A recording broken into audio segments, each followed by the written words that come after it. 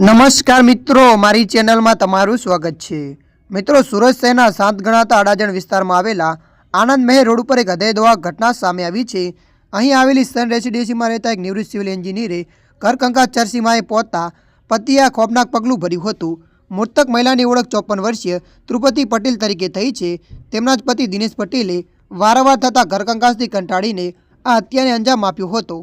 મળતી માહિતી મુજબ દંપતી વચ્ચે લાંબા સમયથી ખટરાગ ચાલી રહ્યો હતો।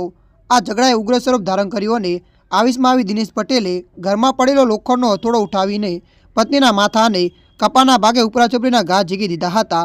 ગંભીર ઇજાઓના કારણે ધ્રુપતિ પટેલનું ઘટના સ્થળે જ કરુણ મોત નીપજ્યું હતું।